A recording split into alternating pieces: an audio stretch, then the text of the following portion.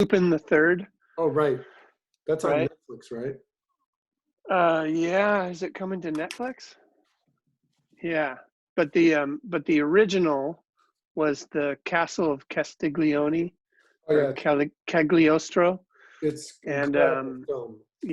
yeah, the Miyazaki's first directed Yeah, film. So if you're a fan of those Princess Mononoke and stuff like that, yeah.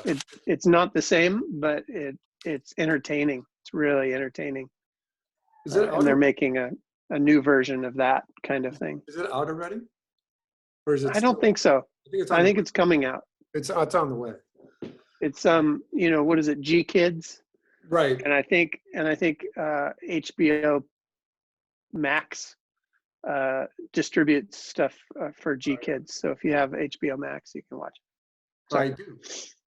Um, yeah, but I'm gonna just stick up for Wolfwalkers though. I want you all the Apple TV, Apple Plus, watch it and then cancel. Don't pay for the whole thing. Just watch the Apple Plus for a month and then cancel it. Cagliostro, I always shorten it. Cagliostro, yeah. Yeah, it was brilliant. I still love Spirited Away. Hmm. And Ponyo was like incredible. The first time I watched it, I'm like, oh yeah, it was pretty good. And then I watched it analytically. I'm like, whoa, this is great because you're watching all this water. You're Hmm. realizing that all these animators are just they're spending their whole month animating water for a shot, and they're all having fun with it. It's absolutely stunning. And then you think about the symbolism and the mysticism behind it. And then at the end, it's like Liam Neeson, Liam Neeson plays the bad guy. It's like, wait, what? It's like he picks. That was crazy. All right, so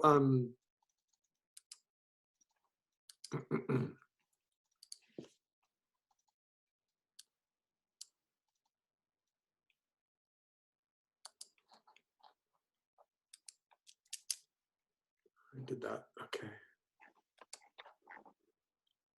All right, that should refresh it. Let's go to the top here. Just as a general reminder,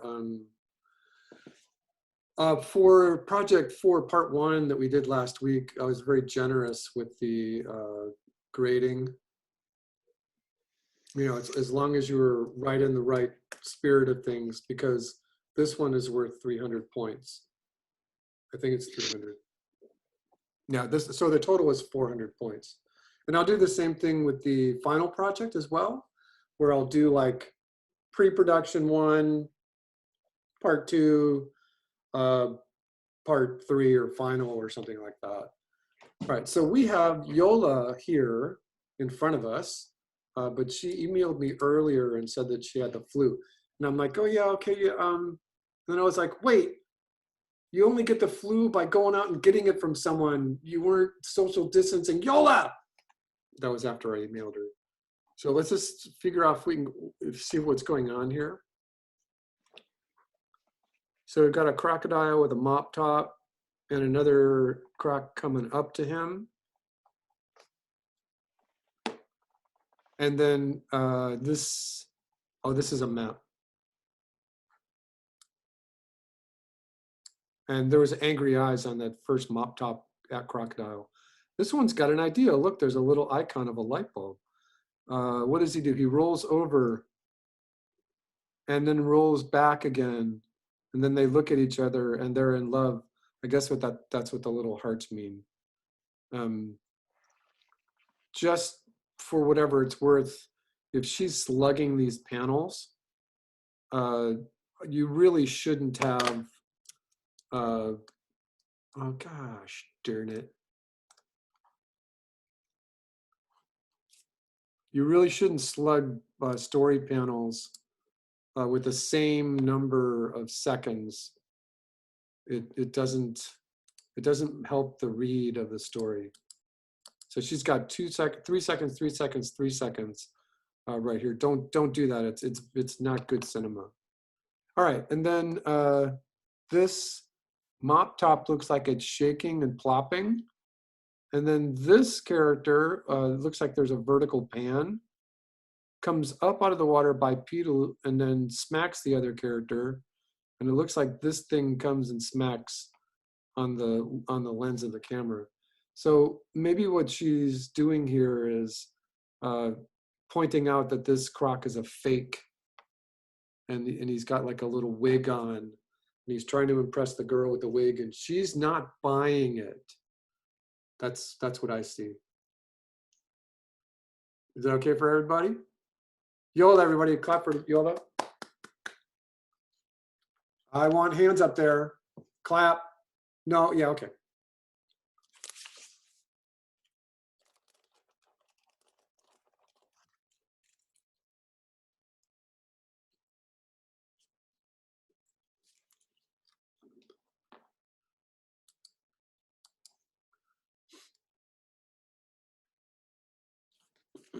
Jesse B.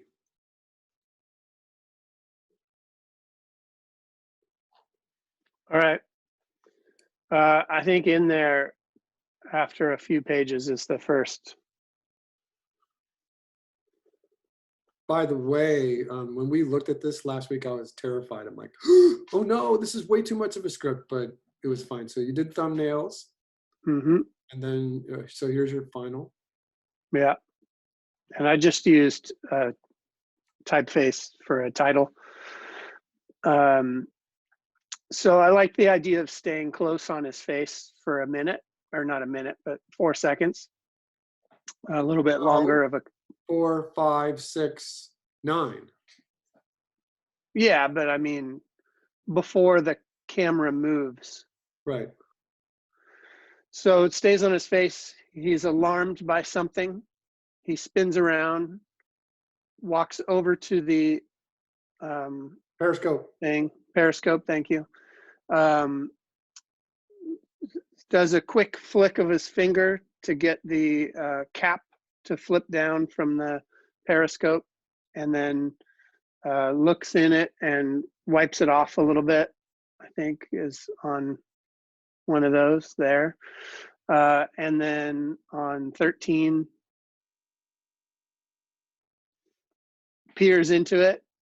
He spins around, so he rotates around, looking the other direction, and is alarmed by something, and turns around and shouts fire.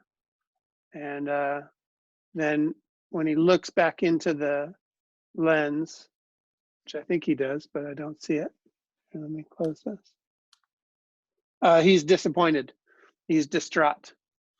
And so then he drops to his knees, and then the camera pulls out, and we basically leave the portal, and we reveal that the captain's been in a submarine, and the submarine turns out to be in a fishbowl, and the fishbowl is sloshing around and the water splashing, and then the fishbowl itself is tossing and turning and flipping, and then it's revealed that there are 2 fishbowls, one against another, and then I haven't done the full final reveal, which is that there is a bear on a unicycle holding 2 platforms with fish bowls, and that's it. And that's in the yeah, there it is.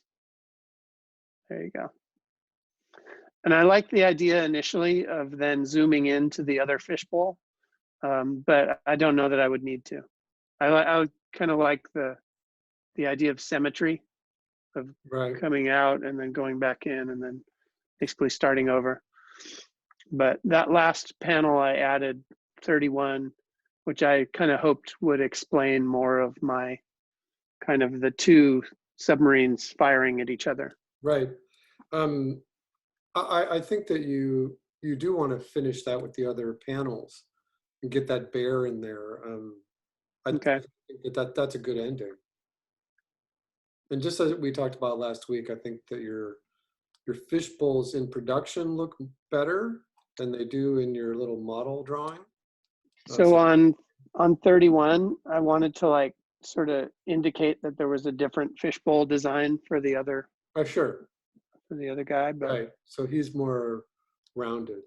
Mhm. Okay, first of all, hands clap for Jesse. Yay! Thank you. Yay!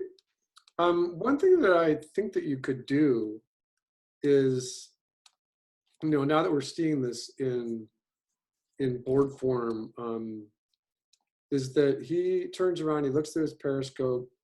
I think that he's startled here. You're saying fire. But I also think that what you could do is do a little camera shake. And the way you indicate a camera shake is the following. Come on, Zoom. And I don't think that we've covered this. But this is how you do a camera shake. So right here, he's saying fire, or anywhere in here. Which one of these panels do you want me to indicate this camera shake? 18. 18. All right. So basically, what happens is that let's say that a character is running towards the screen, and that they're just like doing their little thing. Samurai Jack is coming. He's got a little tail. He's running at the camera, and then when he gets up to the camera, all of a sudden he hits the camera, and you want like this pin cushion squash and stretch like this, so that the camera is going to go in and out a little bit. So one way to indicate that, if the character wants to run into the camera, is that you draw the camera bigger, just the edges. Just draw the edges bigger, and then the camera edges smaller. And then you just write camera shake. And all your camera people, all your production people will know that the camera is going in and out. If you want, you can put little arrows. Sometimes if you're indicating this and there's a lot of notes, you can do it on a separate panel, like 18x, 018x or something like that. But in this case, if the final result is that your bear is sloshing around the fish bowls, you might want to indicate some sort of camera shake. And so a camera shake is basically the same thing. You start on pinwheel on center. So you start on center, and you take this corner and you move it up. And you just draw this part of the line, and just take this corner and move it to the right. And then you draw this part. Take this corner and move it clockwise, and you just draw this part of the line. This corner, do the same thing. And you try to connect it to this one. And so that's the rotation clockwise. Then you do the opposite. And so you take this corner and rotate it this way. And you take this corner and rotate it this way. And again, you try to point it at that line up there. And then this indicates that there is a camera shake. So this one goes up a little bit. It points at that one, this one like that. And you can do a little arrow like this. And that you can just put one and it indicates, and then again, just camera shake. So that's just something that you could do right here. You could just pinwheel this thing so that you've got a little indication that there's a camera shake happening. And then sometimes it's easier to do them all at once, because basically this is just the whole entire camera rotating, the entire camera rotating, and then it rotates this way. There is a couple of things that you might like to know as a storyboard artist, that when you do a camera shake like this in your exposure sheet, there'll be an indication over here for camera, and then someone over here will like camera shake. And camera shakes are always on ones. And so let's say that this is shot one, and that this is frame 101. That this is like whatever it was. This ends up being 101. So camera shakes are always on ones. And so what'll happen is that the camera goes to the furthest clockwise position first on 102. And then that rotation, they'll just say R and center rotation, either R for center or center R, and they'll say 10 degrees. That's a lot. I mean, it's probably more like 5-degree rotation. And then it'll indicate clockwise.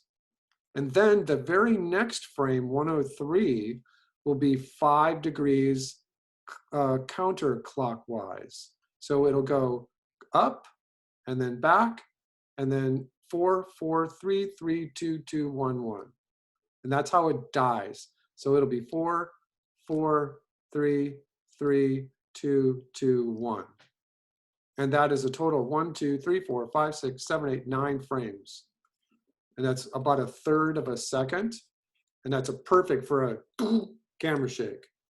Now, if you wanted to indicate more of a roll, you could do something like the camera. So you would indicate like 5 degrees and then hold it for 10 frames, and then 5 degrees counterclockwise, hold it for 10 frames, so that it's more of a seasick kind of motion.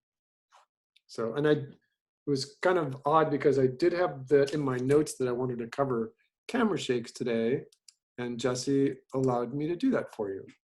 All right, thank you, Jesse. I think that could use that kind of touch right there, just to indicate some sort of motion that's happening, unless you, as the author, decide that you don't want to do that, because that might give it away before the shot of revealing that it's a submarine. So a couple of things. The periscopes are usually eye level. And so he is eye level right here. And just to be picky, now he's not. Now he went up. So I think you should just be careful about the composition in the frame, because in this story panel 20, it looks like he stands up. And then when he falls to his knees, his head is below this. I think you just want to be a little bit more picky about the position of his head to the periscope, so that when the animators get this, they don't make a mistake. Yeah, and just the bear at the end. Once again, thank you, Jesse. Thank you. Yay! Christine, do you have it uploaded yet? No, I don't have it uploaded yet, but I will soon. Okay. Andrew.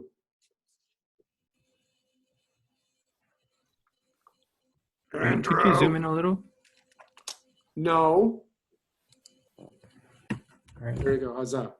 Yeah, that's great. Thank you. You're welcome.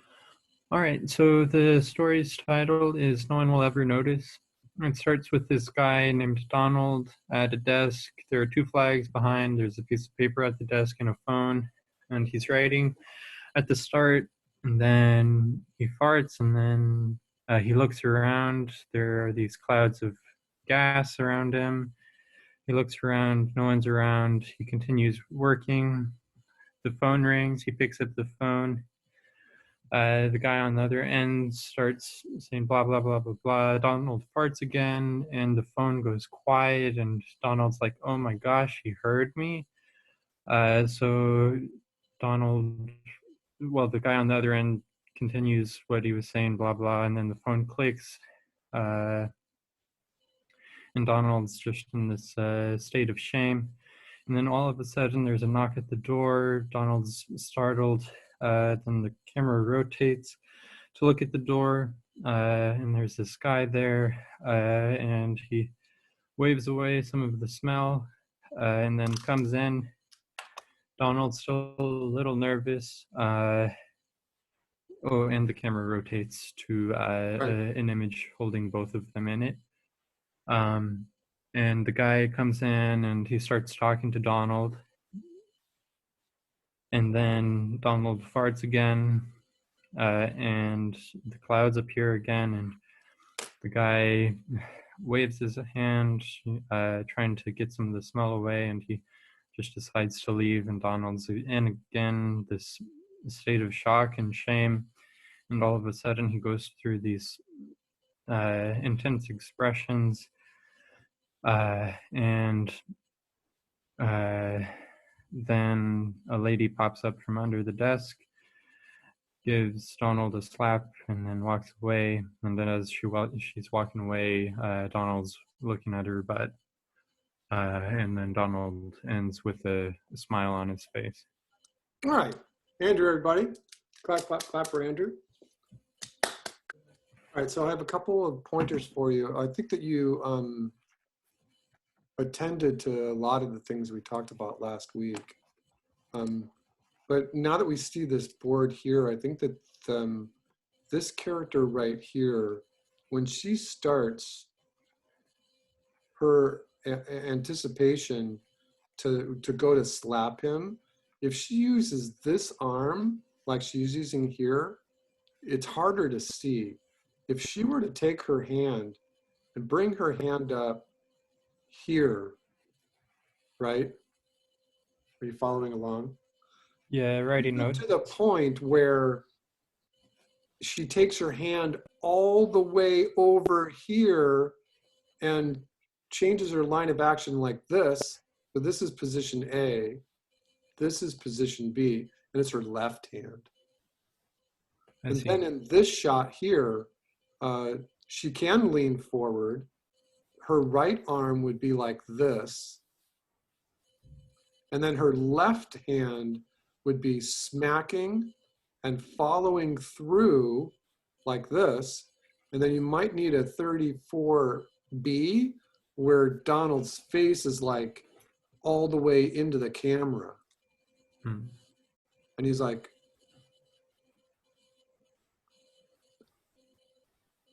and you can still see like her hand here. So once this happens, you want to put little griffets like this, smack lines, you know, and then obviously the little smack lines can be here too. And then you decide whether you need a 34C about him recoiling and following through back to this position here. I think that once he's been smacked like that, and I know what you were thinking, that you wanted to put this little cross hatching here, because even if he's got his hand up to his face in this shot, it's away from us. But having her slap him with her right hand prevents you from a shot like this. I see. And Okay. it's really fun to animate, and this is great. The comment that I wanted to make though was that, you know, you write the fart, but then you have these like clouds of vapors, and they're like going this way. I think that what you should do is make them more cloud-like. All right. You know, just do a Google image search for, you know, what, and then put some particles in there. You know, make it really gruesome. And then I think that also preceding this, like, and I'm just talking generally, when he farts, like pretending that he's sitting in his normal position here. I think that what you could do is just have the sound lines from his butt. You know, so figure out where his butt is and have the sound, and then you could even do like the smoke coming off of the sound lines. Yeah. And as it lingers, then it has these little particles in it. And then it's just as gruesome as you can possibly make it. You could even put like little bones in there. Like little chicken bones. Little crosses, you know, little death face. Right? That's as bad of a fart as you can make it. So yeah, I think that once he does, and you can try different things, like where he farts this way one time, he farts this way one time. You have him farting 3 times, I think, and so, you know, and then upwards, to maybe do this kind of smoke. And then the other thing really is that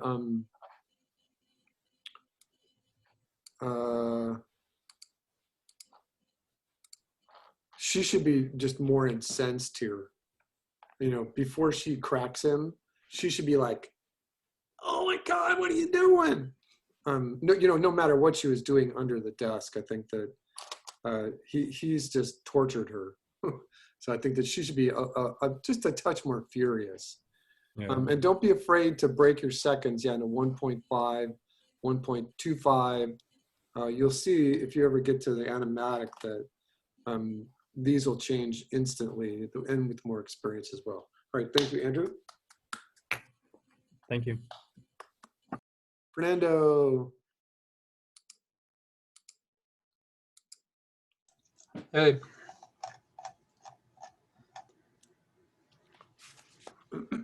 All right, did you make any changes from last week?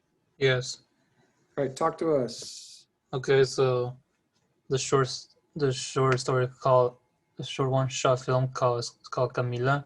It first starts with the dog just looking up at the tree. The camera pans up and you see the baby bird looking back down at the dog. The camera pans down, you can see the dog leaning on the tree, barking, doing a spin while barking, also and returning back on the tree, laying on it, barking. It pans up, the camera pans up, and the bird is like wants to go for a fly, and he stands on the edge and starts like lean down. It pans down, and the dog is following the bird, and you can see on 8 that it's the bird's shadow, and the dog is following the bird, just jumping on it until he trips on a rock, lands on her face, but she still continues to chase the bird. It's barking and barking. Now, mostly she was looking upward and not paying attention where she's running at.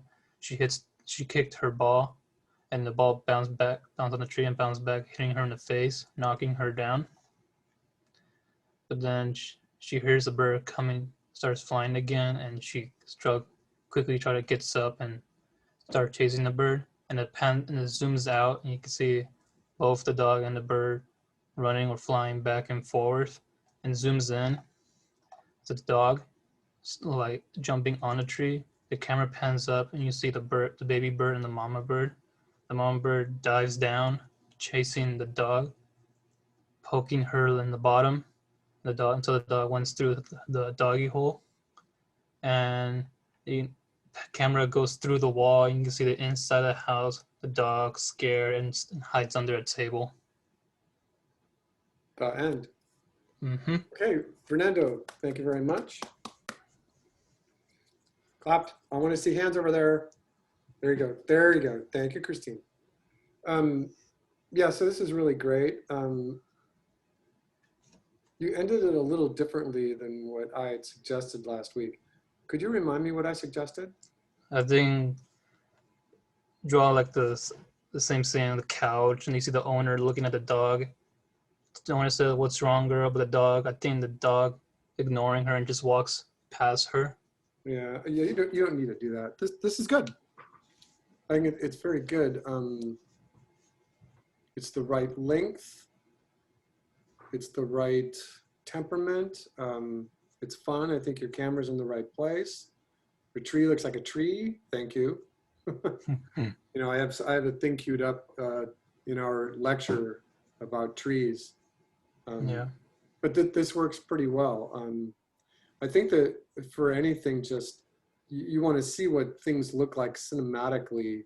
You take all your panels here and you put them in After Effects or Toon Boom or something, and you make a movie out of it, and you see how it's feeling. You see how it moves, how it animates actually. And Yeah. one thing that just kind of caught my eye is that maybe like in this shot here, when this zooms up, when this pans up to the birds, it can also zoom in at the same time and go all the way to like the little bird. Like, see what I'm doing right here? Yeah. My mouse.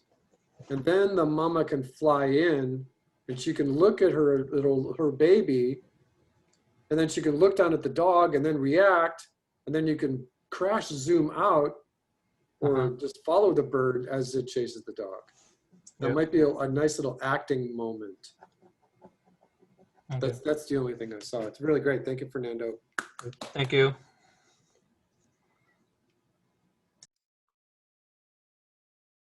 Marquise, did you upload? No, I haven't finished mine.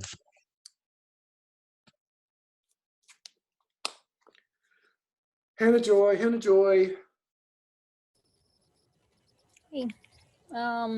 Yep, you could probably just zoom, skip everything if you want.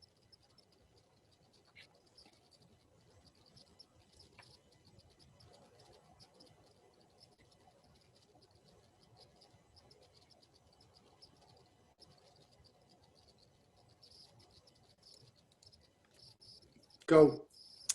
Okay, so opening scene is like a blurred out rock and some spin effects, and then it kind of focuses on the rock, and then a boomerang comes in and sort of crashes into the rock.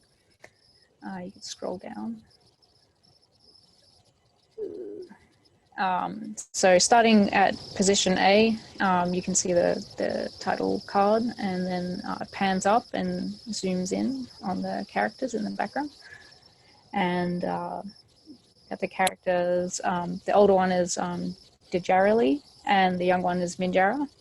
And he's looking around, and the son looks up, and he turns to his son, and he points to the left, and we pan to the left, and we see a kangaroo, and we zoom in on the kangaroo's face, and it's like slowly eating some like greens or something, and we pan down, and the little Joey pops out, and then we pan to the right, back to the characters, and Djarili stands up and grabs a spear and pats his son on the back, and we zoom in on his face, and they exchange like expressions. So the son's kind of excited and silly looking. Then we zoom back out to panel 18, and he looks on to see how his son does, and his son goes and throws the spear, and it falls short, and he's kind of like, ooh, that's not so good. And then he turns back and leans down and picks up a spear and kind of shows him how to throw it, and then passes it to his son, and he tries again, but he does it even worse this time. So then we zoom in on the little baby Joey, who's kind of looking around at these things that are sort of flying over in the screen, outside of the screen. And then it zooms out a little bit, and the food container, I think it's called a Coolamon, gets thrown at them, and all this food comes out and falls on the floor. And then he kind of has this like, what the face? If you scroll down, we zoom back up slowly, and the little kangaroo is trying to point to his mom, who's not really paying attention, and then she notices something, and we zoom out, and the little kid, Minjara, has picked up a boomerang, and he looks like he's fierce, and he takes it, and he goes, his father tries to stop him, but it's too late. He throws the boomerang, and it flies across and goes around the kangaroo, and we pan down, and the little kangaroo has a plan, and he leaps out, jumps on it, and rides it across the space. And they realize, and they freak out, and they start trying to run away, and they run off screen, and there's a big cloud of smoke that comes off side screen. And then we pan to the right a little bit to see the little kangaroo standing on them, and he flips over the boomerang, and it shows the end. Very sweet, very nice. It's excellent. And so follow up on that note I put in your grade book last week. Okay. This is not anything to do that you should do, or a critique or anything like that. But boomerangs spin when they're in the air. So it could be a really cool thing that he rides it like with his heel or his toe. Yeah, I kind of had, it's sort of hard to see, but I had him kicking it like a skateboard because I think you mentioned like a Right. scooter or something No, like that. that's last fine. time. This is a Yeah. cartoon. It doesn't have to be realistic. But the other thing that you could do, like let's say that this was like a Warner Brothers cartoon and you were in a head session with the story artists and you weren't locked into a one shot, right? You're allowed to do cuts and everything.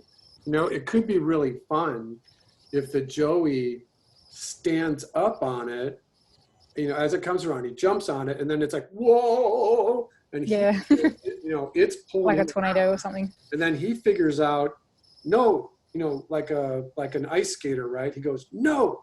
And then it keeps spinning on his toe and the background is just panning. And then he figures out both feet stop and ride it like a surfboard. That could be just a really cool little interchange right there. And I don't think that this was any other slip of a critique either, but when you do the fighting cartoon ball, you can always put like hands and arms and legs, Oh, right. parts of the bodies coming out in all different places when they're fighting. Great ending. The end. Yeah, excellent. Thank you, Hannah Joy. Hands. Jazz hands. There, beat that, Jasmine. Okay, so my story's boneheaded. It ended up being quite long, but here we go. So here's the characters, and there's the one setting that I managed to make the whole thing work in. So it fades into our scene, and our title is Boneheaded, and we see some boots on the beach, and they belong to a skeleton who's really into his map, and then we see what he's daydreaming about, and it happens to be treasure, and he's so happy, he's bouncing up and down, and then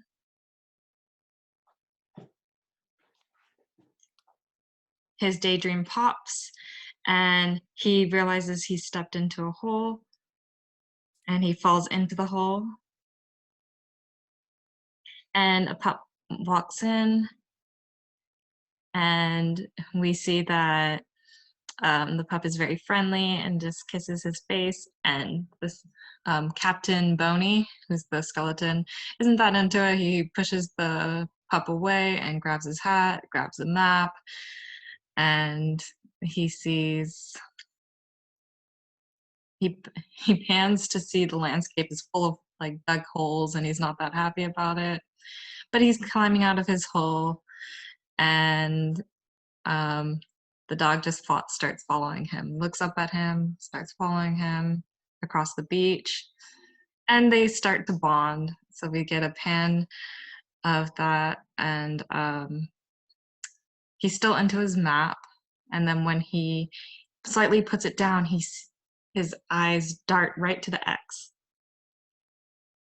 and it zooms out, and we see Yeah, I'm sorry.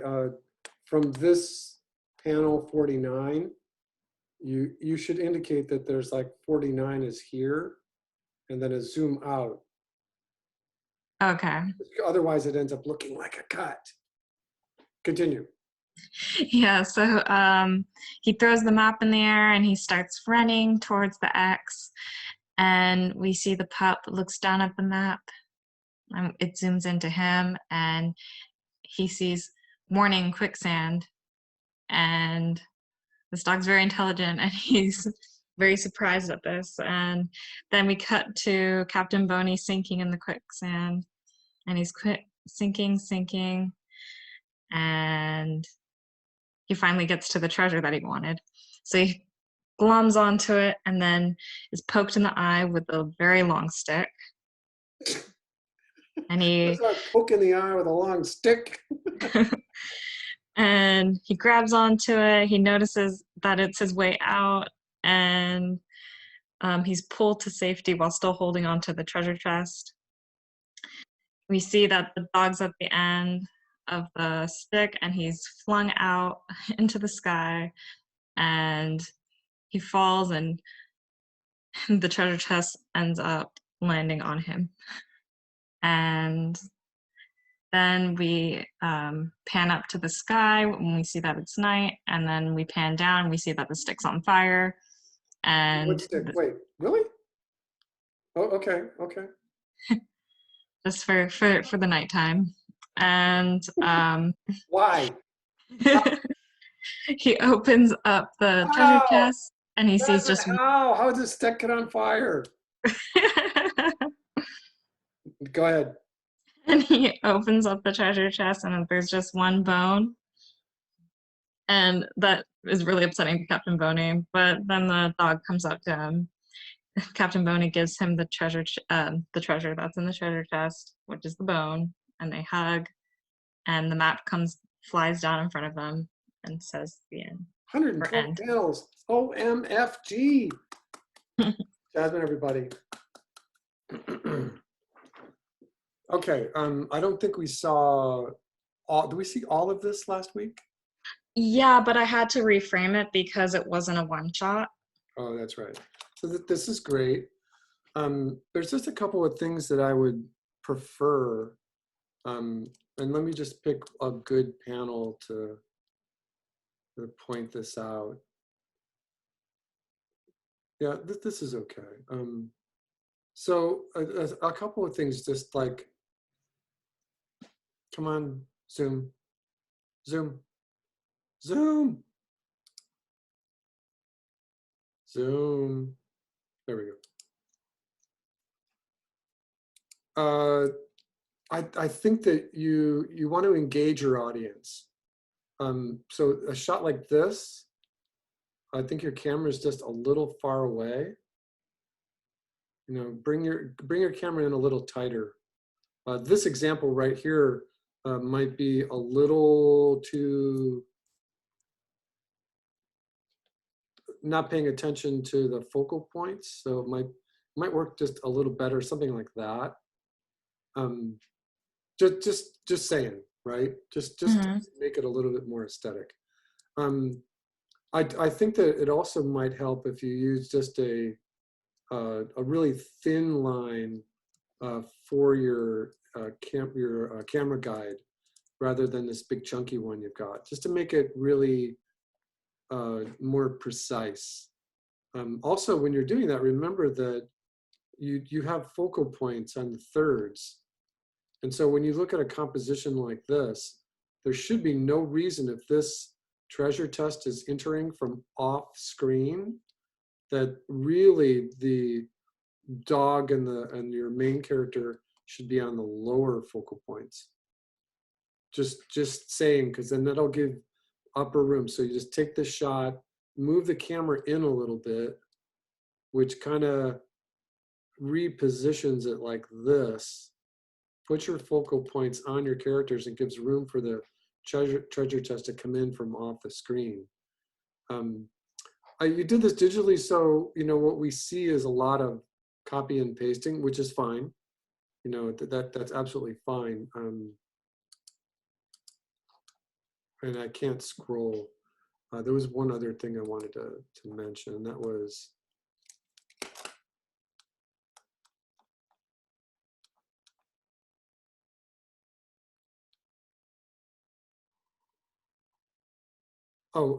when the map flies down, I don't think you need to do this. I think this graphic here is a little strange because it's so big and it's so part of the screen. I would recommend actually putting it on the back of the map and then starting, and then like, then again, this shot here, panel 56 might be a little too wide, right? You're just being too conservative.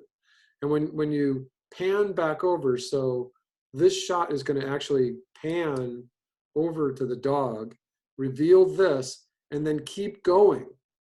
Keep going so it's nice and tight on the dog and the map. Uh-oh. Oh no, I'm in Canvas. I'm in Canvas now. Oh, you can draw on Canvas. I don't think I knew that you could draw on Canvas. So that it's like here, and then it's here. And then you can reveal that it says warning quicksand. Now, how do I get out of that? I've never done that before. It's Command Z. I wonder if that stays with the JPEG. So yeah, because what that'll do is if your camera's tighter on the dog, it'll give you a chance to play with his expression a little more.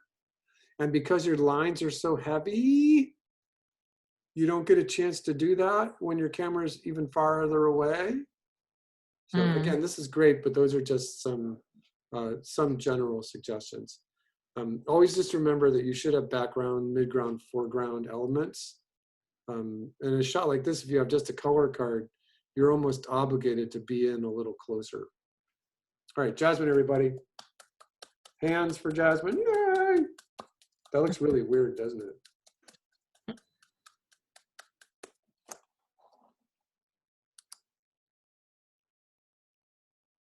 Brooke. Let's do this. Okay, so this is called Juice, and we start with Riley entering the scene, happily sipping on her juice box when her mom grabs the juice box out of her hand just before she sets foot on the carpet. Riley's upset, but her mom doesn't budge and safely sets the juice box down on the end table away from the carpet as Riley plops down to play with her toys. But of course, as soon as her mom leaves the room, Riley hops up and cautiously grabs her juice box off the table. Now happy, she continues to play for a few seconds until she gets distracted and, just like her mother thought she would, upsets the juice box, dyeing the carpet a bright purple. Riley panics but has an idea, so she grabs the blanket off the couch to dab up the spot, but now the spot and the blanket are purple. So she grabs the fishbowl and pours water from the fishbowl on the spot to clean it up, which only makes the spot grow and the fish sad. So she's realized what she's done. She hears her mom coming, so she grabs the blanket, wrings it out into the fishbowl, dabs up the spot, wrings that out into the fishbowl, and puts the now purple watered fishbowl up onto the table just as her mom comes in the room.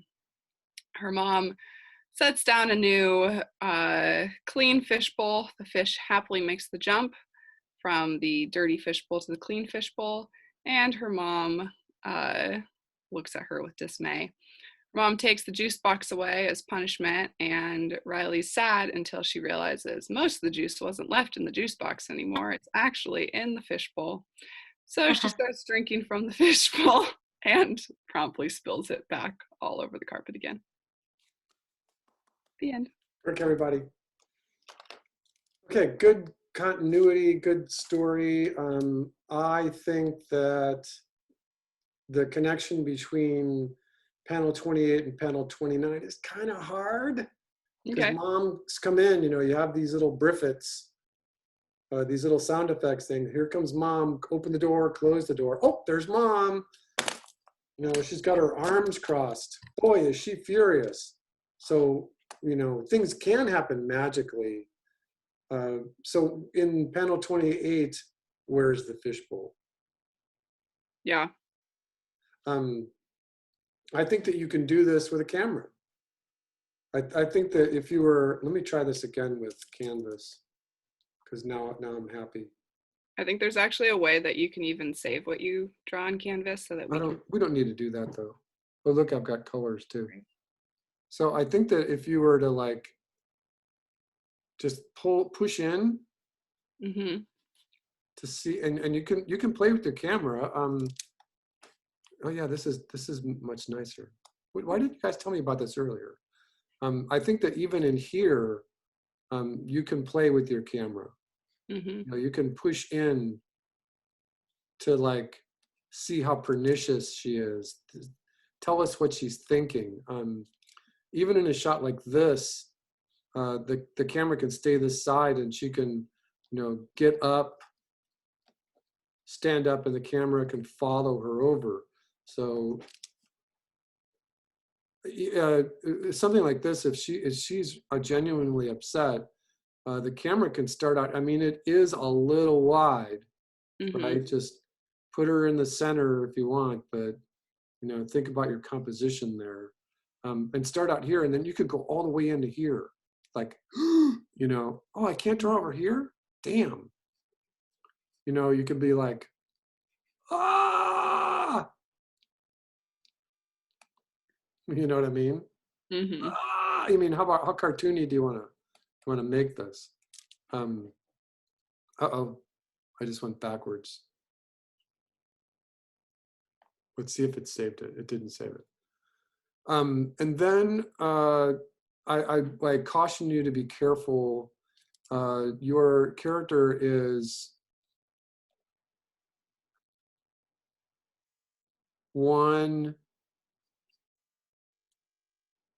3 heads tall, if you didn't plan that out.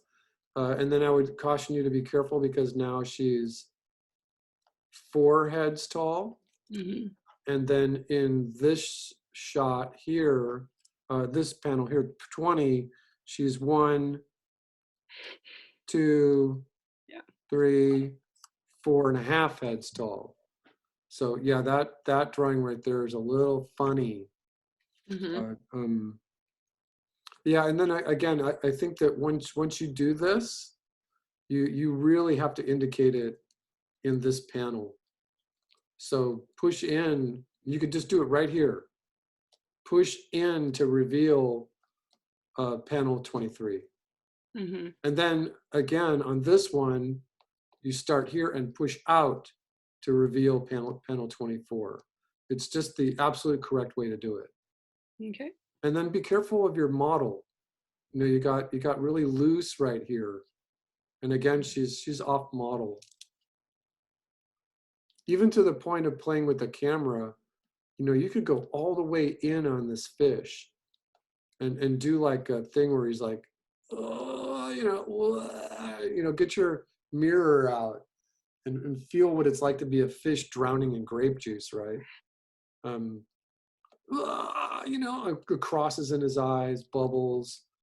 And then from that point, you can pull out to reveal what we had said was a good setup for that panel. For all your drawings, I think that you're trying to hit a final clean line. And I don't mind really anywhere where you've got construction lines, the line of action, you're showing that you've thought about where her ponytails are, and you have more of a sketch quality rather than trying to hit this final line.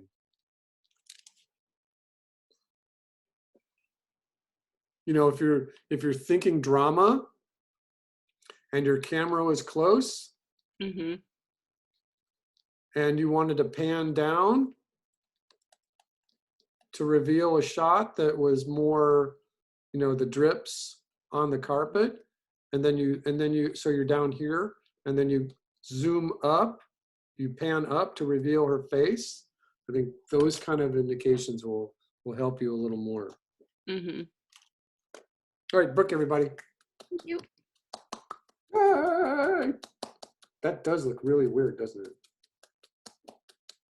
Looks like a weird creature. Some underwater thing. Christo.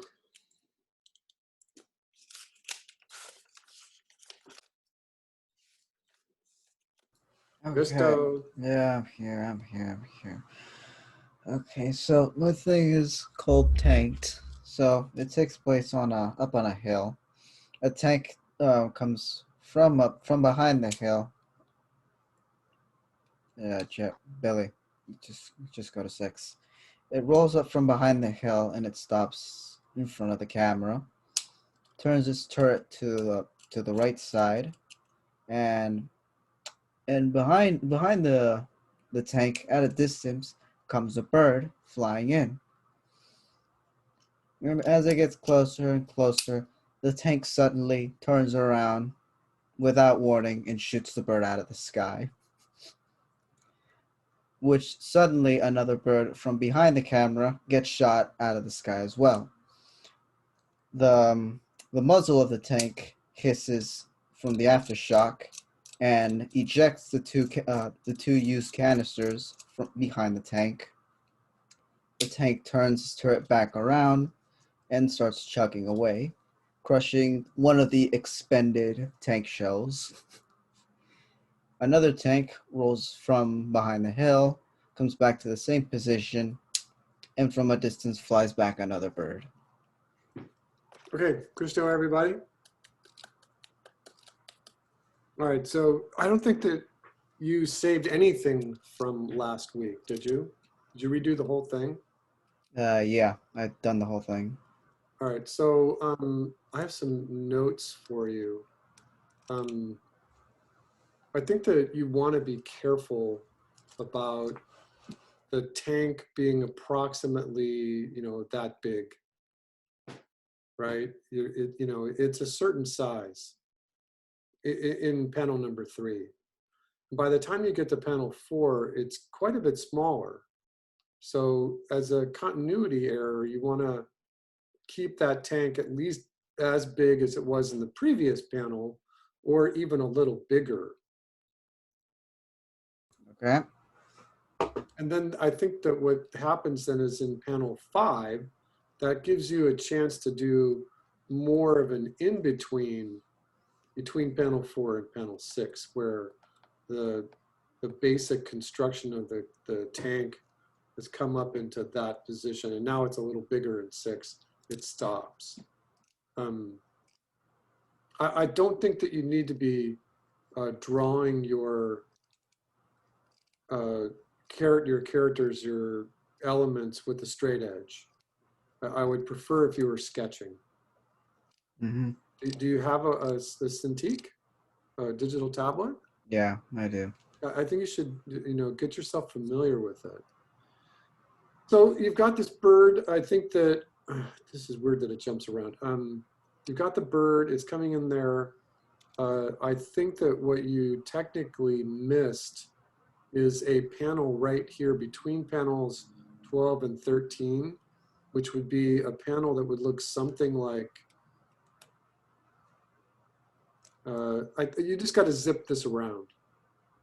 So this turret you have to put some motion lines on this turret so that it zips around. Yeah. So I think you need like a 12B in order to pull that off. It's supposed to be like an instant turn. Like there's I know, but in no animation, warning. You have to tell your animators how you want this to work. I know. I forgot to put the little quite things. literally, your animators might say, do you want an anticipation? Do you want the turret to go backwards a little bit before it spins? You would say, no, it's just going to be zip. So I think you need a panel 12B. And then it does that action. And then this is a non sequitur because you've got these little briffets, these little parts of the bird out here. Mm-hmm. And then the camera's still in this position. So where'd they go? The bird's gone. It's just poof, gone. No. Tank shell is bigger than a bird. So I don't know if you need to show that more of like what I'm doing right now, just like an explosion. Okay. Right, and then like the smoke that goes along with it. Mm-hmm. Just make it a really big explosion. You might need a panel 13B to just relax from that. And then 14 would be a zip the other way. So this would be a zip, and all of a sudden I'm bummed out about this canvas because my mouse is in a different place than where I'm drawing. So that it gets it into this position here to shoot a bird that we don't see, which is probably about right there. Mm-hmm. I don't think that it's wrong for you to blast this bird and to just have a few little charred parts fall to the ground. Okay. And then they can just stay there. And then the audience is not confused. This bird is close enough to the camera that these elements can just fall right off. but it is confusing because of the way you've got these little briffets. It looks like they magically just came up into camera. I think you just want to be careful with that. Okay. All right, so I'm not sure how cannons work, but Thanks. I believe that once this explosion has happened, this shell has been spent, it's going to be ejected. Yeah, I know that most pre-Vietnam tanks expend their shells immediately, but I don't know. I just felt it was kind of funny to expend 2 shells at the same time. That's fine. But you just want to be clear in your storytelling. So then I think that what you may want to play with here, and I don't think that you've thought about this, is that, so there's the 2 little shells over here. They're doing what they're doing. This guy is now proud. You know, he's just killed 2 birds, right? So show pride. Put him in more of like a kind of position, right? If he's going to be a tank, then let him act. And then he drives off. Then you start the whole thing over again. So it's a looping story. All right, Christo, everybody, put your fat flippers together for Christo. Yay, thank you.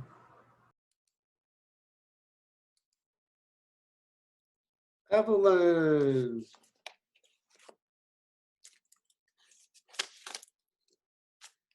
Evelyn. Hi. I hope that document size is better. Is it zoom-inable? That's not a word. Isn't it? I thought I Oh, read too it far, in the too far. dictionary one time. How's that? Yeah, that works. So my story is called Early Bird. So it features David, I guess we'll call him. He's just someone who really likes his morning routine. So he starts with making coffee, and then he places it next to his laptop for his work from home situation. Then he waits for the toast, and then he adds jam to the toast, and then he, samples the jam, and then he places that next to his laptop.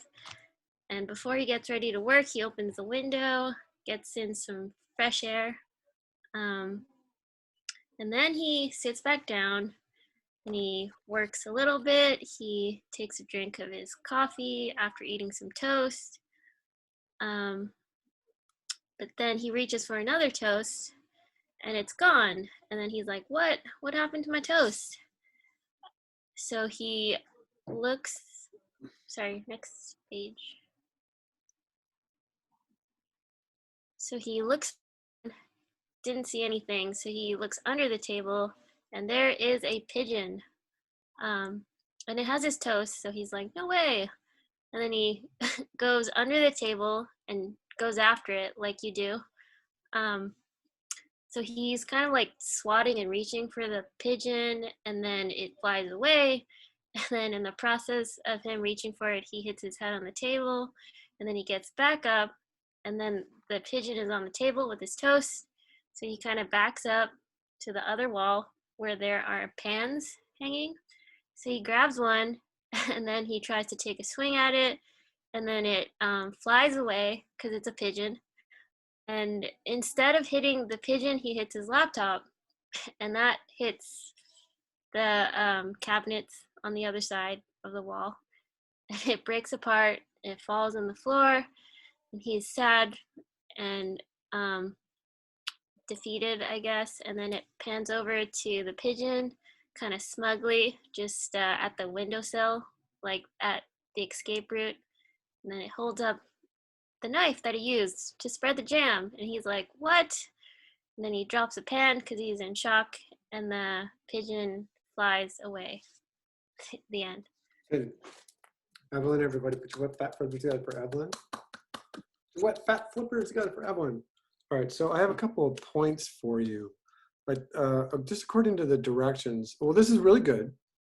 It's really fun, and it looks like you've attended to most of the notes you had from last week. But there's just a couple of things that need just kind of a little bit of precision. I'm gonna go back to Zoom drawing because the Canvas thing was bumming me out. Oops, I got the wrong pen. So we were following along here. In order to get to this shot, and in order to get to panel 4, you need to push in. So draw this indication right on there. That makes us believe in panel 4.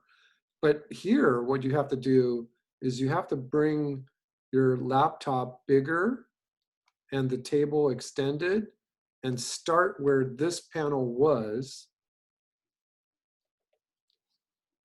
So that panel showed the computer and the coffee, and then push over to reveal, the truck over to reveal panel 5.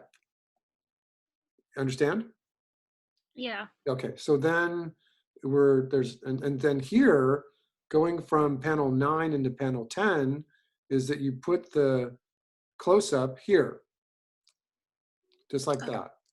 Yeah. You draw it there so that then we believe in panel 10. And then in order to get to panel 11, you need to show like the whole thing, like draw this whole thing back over here, because then there's going to be another camera move in panel 10 that goes all the way over here to reveal this shot. And then this is a hard one. This is a cold, hard cut.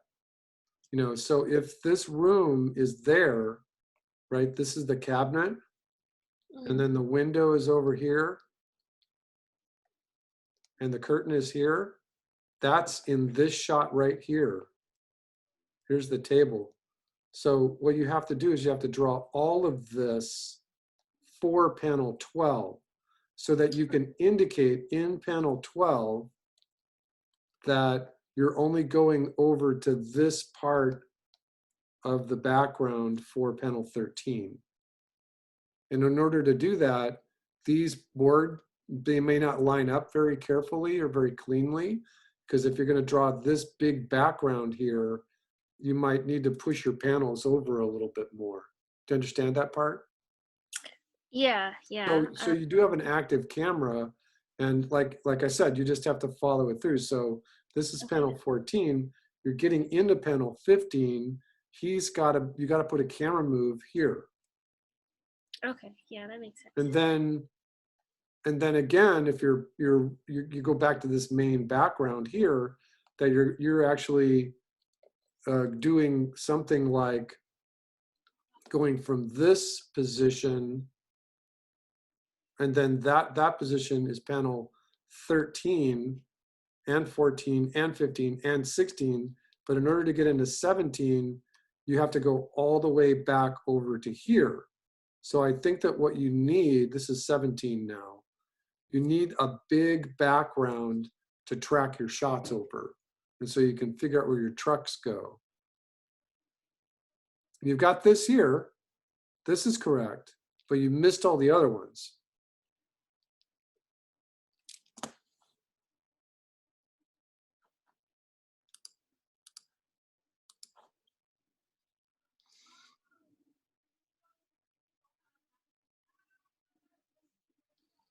All right, just in that spirit, I think that if this guy's freaking out right here, oh, I used the wrong tool, hold on. I'm gonna use the brush tool. So if he's freaking out right here, you're almost completely obligated to show a close-up and to show more specifically how he feels. What the hell, wait, where'd my toes go? You know, look left, look right, look up. Look behind him. There's all kinds of stuff that you can play with here just as an animator. Before he decides to go off screen and look down, and then this is a pan down. So literally this is all one big shot where you see the edge of the table up here, with the laptop and him moving downwards all the way into this position. And then the rest of this works pretty good. Careful, there's a, this appears to be a cut. So you do have your camera going up. Oh, okay, so yeah, this is okay. But like I said last week, so this indication is that there's a pan to the left. So you want to indicate that little pan hanging out right there. Okay. Okay,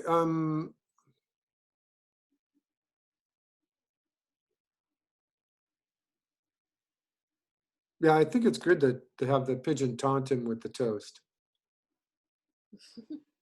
So he drops it, the pigeon flies off. Okay, everyone, very good. Thank you. Hey. All right, let me take a look at this. Yalin. Yalin. Yalin. Oh my god, I forgot Just to woke unmute. up. I forgot to unmute. What did you forget? I forgot to unmute. Oh, I'm Sorry. Go ahead. Yeah. So for last, I'm making a new story panel right now. This one was from the last time, but I changed the cicada part. Change a little bit of the cicada part we speak from before. When are you going to show it to us? Yeah. So the most part is what I said from the last time, but just at the end, but just at the end, I add the small details about the wind blows over the snow and the wind blows away the snow and yeah, and the cicada was gone. Okay, so you were pretty far along last week, so you just did some changes. Actually, I'm kind of working on the story panel, but like that one was not yet uploaded. Was still in progress. Okay. Yeah. Make sure you spell the word actual. Oh, yeah. Oh my. Oh. ACTUAL. There's no R. Mm-hmm. No And actual aliens were hurt in the making of this film. And I also tried to add the time on the right side, not on the new story panel, but like most of them, I think for like 3 seconds. No, maybe for 3. no. Oh. 1.5, 2. Establishing shots are 3 seconds. Mm-hmm. But normal panel timings are like 1.5, a half, 3/4. Okay. It's a hard thing to try to teach you all without having a physical classroom. Yeah. But I can show you like next week even, I can take somebody's boards and throw them into After Effects for you. Actually, thank you, Brooke. We have no class next week. Well, actually, I have no class ever.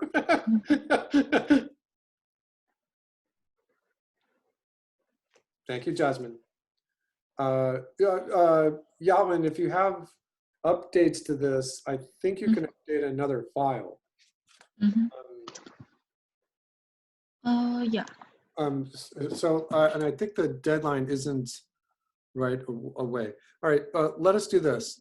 Is there anyone who is ready to upload? Christine? No, I'm done. No, not you, Christine. Oh, yeah, I will upload it right now. All right, so let's take a break. I'm gonna refresh and let's take a break. Take 10. Okay. Take 10.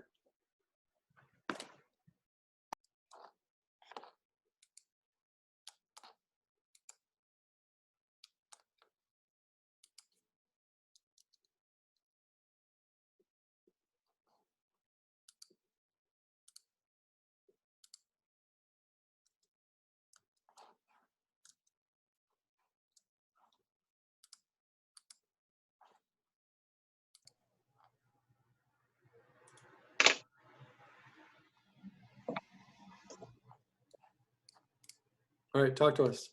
All right, so we got Boo Boo's Big Top. This is the starter card. And scroll down, we have the character sheet and the map. That's the reference. And then there's the script. And it starts off with her walking into stage. She waves to the audience, and then she bows down, and a banner comes up with the title of the short. Comes back up, and the banner rolls up. And then it progresses on where she takes off her hat or helmet thing, and then sticks her hand in it, and then struggles with trying to pull something out. And she recoils back, not pulling out anything, and she gets angry and then stares at the empty hat. And then out comes a rabbit that jumps on her face, and then jumps off and then into the crowd.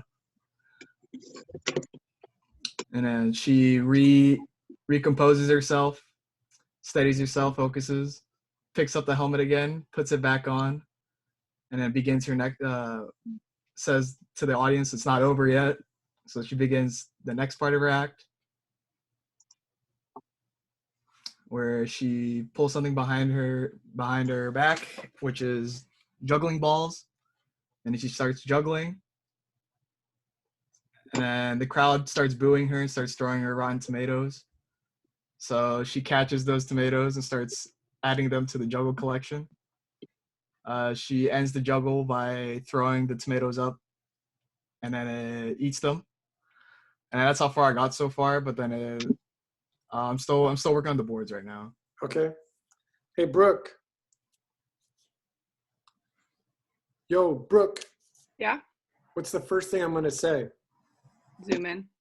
Yeah. I think that this is fine for like an establishing shot. You know, Mystery Science Theater 2020, right? Mm-hmm. You know, we all get that. We all understand that implicitly. But you spend all your time just like way too far away. So, you know, get in there. There's no reason why your camera can't be nice and tight on her. And it can move around too. It can move around a little bit. So, you know, you do have a steady, static camera, but like when she does this act right here is really great. There's no reason why you can't like go from a mid shot to an ECU when she swipes up her hat, if you want. But I think that you've got some stuff going on here, especially drawing wise, we can't see because it's too small. Okay. Especially when the rabbit jumps at her head. Like this is way too small here. So your camera needs to be at least something like this. Okay. Or a shot like that.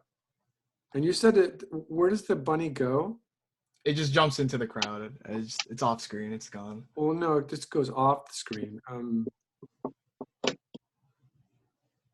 So what does she do? She tried to pull the bunny out, and it didn't come out. So she recoiled back, and she's staring at the hat and is like wondering why the bunny didn't come out, and then it jumps out at her. Oh, I see. So you need to be in a close-up here. Okay. So remember that if you start out like this, you can push in. You can push in and then push back out again.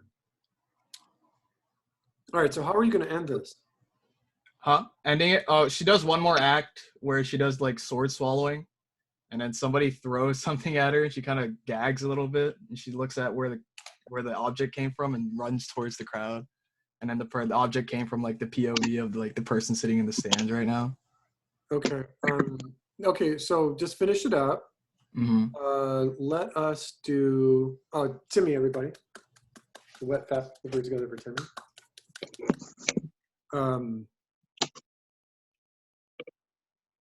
Let me check something. I'm going to go back into our class just for a moment.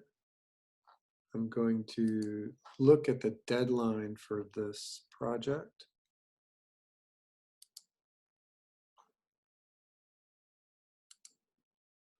All right, so for all of you, the deadline from last week or whenever I started this, it was set for Friday night. I'm just gonna change it to Saturday if someone needs an extra day. So I just re-edited the deadline. So if anyone who I had given notes to there, and remember when I say notes, I'm talking like acting notes, like I'm talking to you like an actor. If you want to respond to those and redo it, if you need to just make a couple of adjustments, that's open until Saturday at midnight, I believe. All right, did I miss anybody? Anna? Anna! Well, I still not finished this one. Did you? I haven't uploaded it yet. Okay.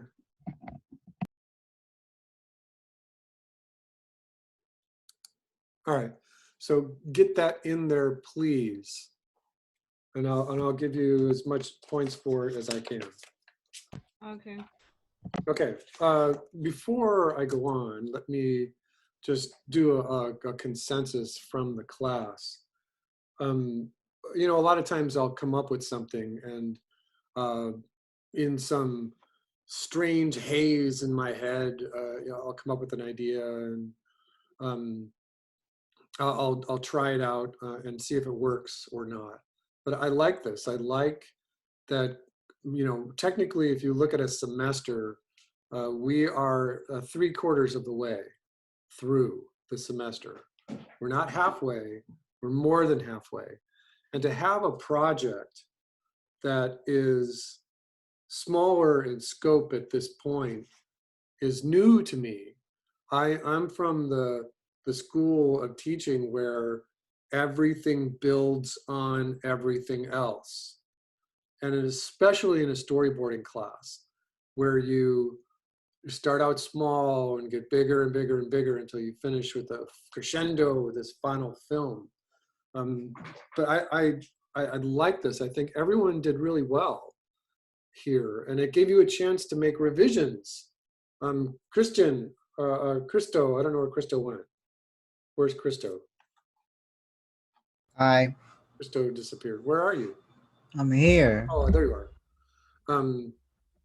You know, it gave him a chance to redo the whole thing from last week, right? So, any feedback? Do you like this? I mean, you all did well.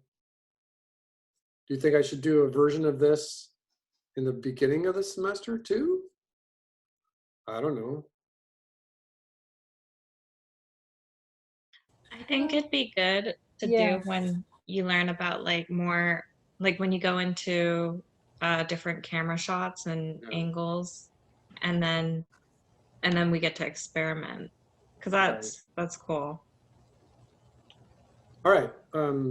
Well, I'm slated for animation class for the spring, and I'm not sure if I'll be back on campus this time next year because I'm getting kicked out of this house, and I just can't afford the Bay Area anymore. And I applied for a job at the Disney Museum as a studio educator. And if they had called me back and said, "Oh yeah, let's interview," you know, it's like, uh-oh, you know, I've always wanted to work there.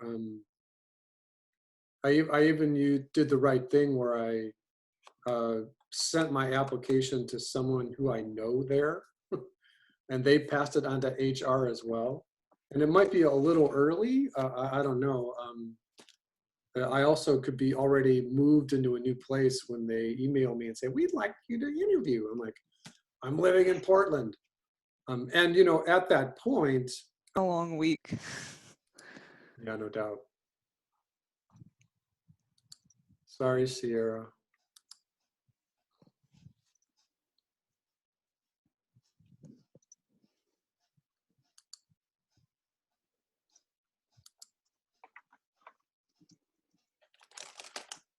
Talk to us. You're not are you sharing gonna your share your screen. screen? Oh my God. Billy needs to be taken Come out, on, Billy. taken out to the back river and thrown into the river.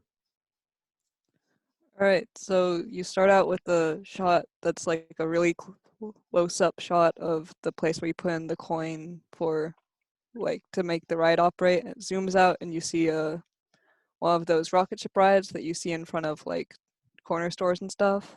The main character walks on screen, kind of looking all cool and stuff, and he sticks a quarter into the ride and hops on, and he's all excited for the ride to start. And the ride starts.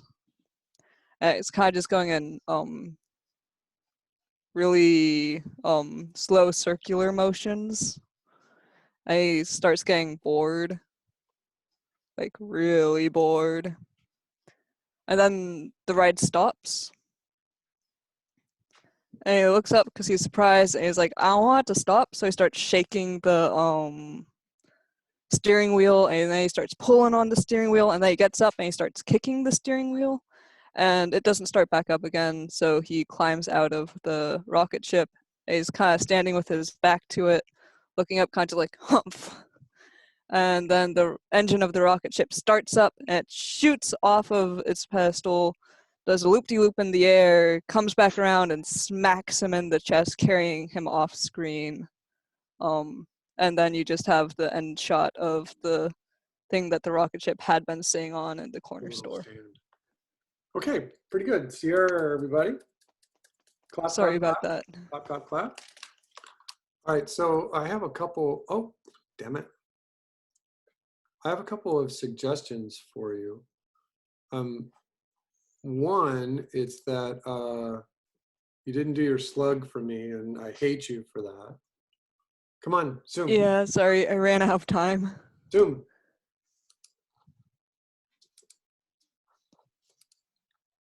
All right, so, but I think that you could also play with your camera. You know, you've got this happening for sure, right? And so just write on your boards, make sure that, at least for us, for this project, that we know that this is not a cut, that that's just a pull away. You know, and you could do 2.5 seconds here, right? 2.5 seconds, or you could just do 96 frames if you want. So you pull out to reveal this, the guy walks in, this is basically your establishing shot. And in the slug, you can put your notes here. There's no reason, even though it's a one shot, you can still kind of put the inner voice for what the character is thinking about here. Oh, you know, I haven't been on one of these in a while. So I think that at this point, at least here, this is a nice thing. You've got 2.5 seconds. This is 1/4 of a second just for the camera.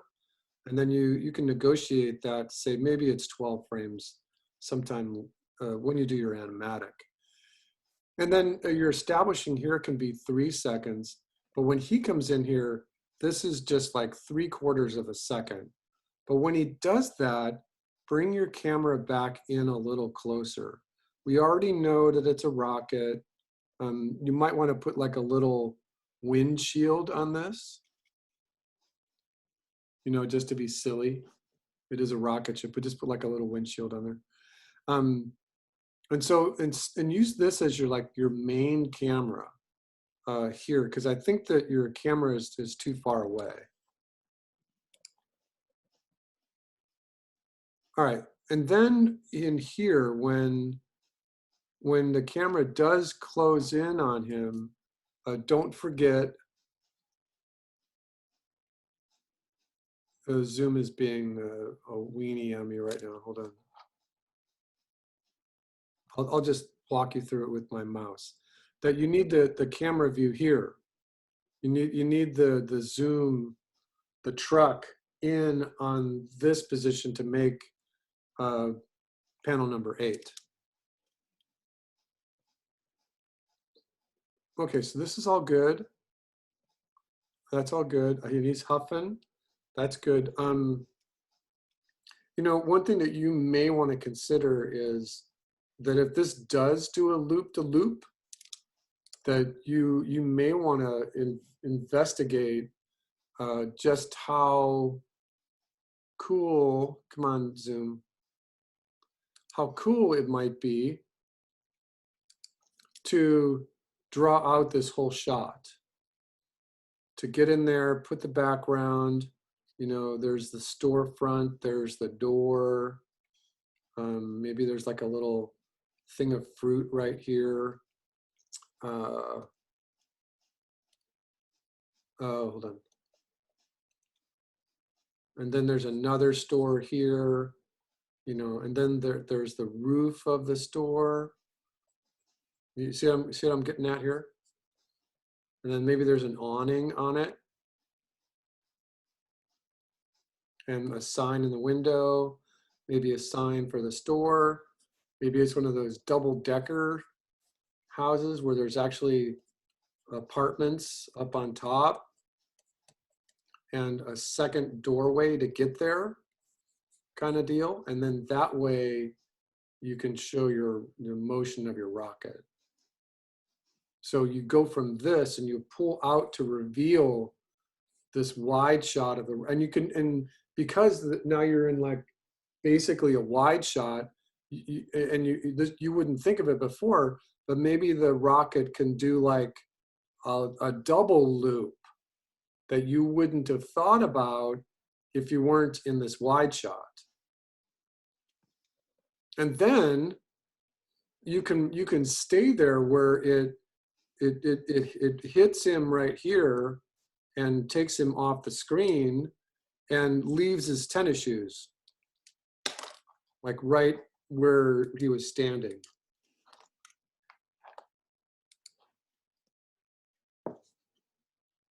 And then your camera can very casually go back to this panel 27.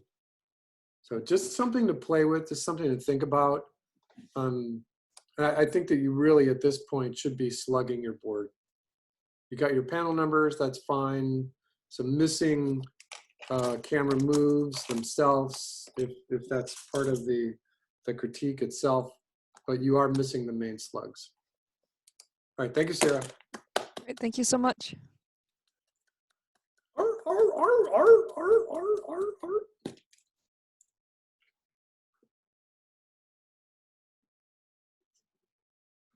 All right, did I miss anybody? Nathana? Okay, so to my notes.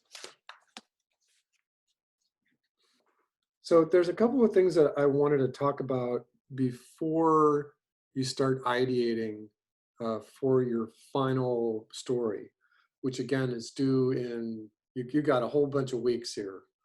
You know, we've got like 7 weeks or something, and I want this to be a really nice story. And I'm going to give you the directions for that as I show you them recording the screen and uploading the video to YouTube. But I wanted to talk about just a couple of things. The first thing that we had talked about just a couple of weeks ago, maybe it was last week, where I introduced you to the idea of a story engine, a story motor. Remember I made that? That's me. I made that up. That's my idea. So if you borrow it, just remember I came up with that, story motor. And the reason for that was because of the film festival, the 24-hour film festival. It was actually Brooke's fault, you know, and Tabitha and everyone who participated, because they all used the same alien theme. And so what I wanted you to do was kind of think about your own story motor, get into your own head, and you just did a story here in 2 weeks for a one-shot, and you're about to get into a final that is the bulk of your grade for this storyboard class here. But make sure that when you're thinking about your storyboard, your story motor, that maybe you can push your comfort zone a little bit. Now, we talked about genres. We talked about science fiction and romantic comedies and you know, all of those things that fall into the category of what is a genre. Is it for kids? Then think about your target audience. Is it for adults? Is it for kids? Is it for babies? Is it X-rated? You can do whatever you want. I'm not going to censor you either up front, or if your character wants to murder someone, You know, characters die in story. Kenny dies every episode. There's no reason why you can't kill a character in your story. Jasmine's like, ha, ha, ha, ha, who am I going to kill? So just reiterating that idea of you investigating a little bit of time or a little bit more time into what your own story motor is and is like. What is your go-to sensibility for storytelling? I think that I liked this just because of the visual aspect of Bird Box, which I introduced you to 3 weeks ago, last week as well. It's just a really clever way to get from storyboard and pre-pro into production really cleanly. But there were boards for those Bird Box films, you know it.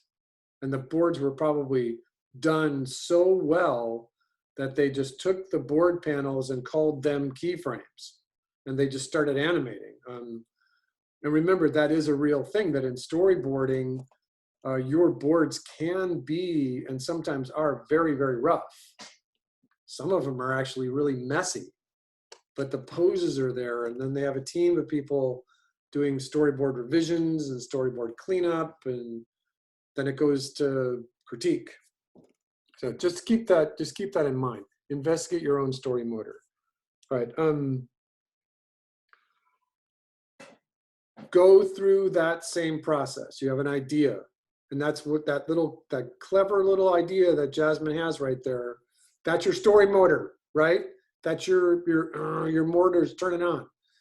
Before you start even writing the script, challenge yourself to think if you can find something more interesting, more creative, by watching other films, both short and long.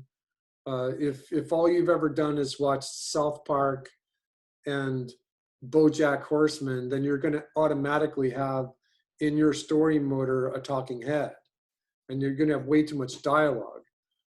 I prefer action. I prefer you investigating the idea of what your poses look like and what your facial expressions look like on top of that, rather than just two characters talking at each other.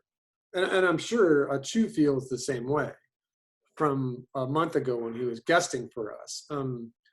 In the past, he has been my mentor and my teacher, and he's in working at Fox and now Disney Fox. He's always said that he would prefer episodes or shots or sequences where there was action, because it's more fun to draw. Answer that one question: why does this have to be animated? If you're doing something that's very live action oriented, you know, live action directors do have story artists. Certainly they do, absolutely. The Coen brothers always use the same storyboard artist for every live action, from Old Country for Old Men all the way to Oh Brother, Where Art Thou, Fargo, all of those Coen brothers films, they use the same storyboard artist, the same one guy. So I don't think there's any competition for that job itself. All right. Go through that same. You got the idea, you've got your short script, start to write ideas about where your scenes are, what's going to happen, where the story starts, what's the middle, what's the end. What's the beginning, what's the middle, where's the end? And that's always a great place to start when you're ideating. All right, so having said that, remember the feedback loop. And this is a hard thing to do for yourself, especially when you're sitting there in your own studio, your own room, without teachers and your colleagues and classmates around you. But give it a try, because that feedback loop is what keeps you going. And it's a really hard thing to do, even with your classmates. That Jasmine's going to come up and say, "Oh, that's really great," and then you're going to go, "Wow, Jasmine likes it." But remember that student to student, peer to peer critique is often very soft. Oh, that's great. Even at the academy, oh my God, I have a special effects class, and my special effects class, instead of doing like wind and rain and water and smoke and fire and explosions and all the things that go into a special effects as one unique little animated loopable movies, whatever, I had them combine them so that they do 5, 6, 10 different effects in one shot. And some of these are just, they need a lot of work. You know, some of them are not even close to being done, and they're replying to each other in the module. Oh, that's great. I really love that thing. And then I come in right behind it and I'm like, this is wrong. This is wrong. These two things need to be edited because they're not wrong. They're fucked up. And you might want to even rethink the whole story. And then that other student that just said, oh my God, this is really great, never goes back in and says, oh, I'm sorry, Brooke, but what I really meant to say was what Billy said, right? And so we know that the peer-to-peer critique is a really hard thing, and it is really hard to be hard on yourself. It's really hard to look at your own work and go, oh my God, this is the best thing I've ever done. To be really honest, you're always second guessing yourself. And so when your friends come in there and go, oh, that's great, then you know that's a good rise. And then you got Billy coming in there being the bad cop, the bad guy, going, what are you doing? So keep in mind that those two aspects of critique are very difficult. All right, so, oh, I have 2 new messages. Hold on a second.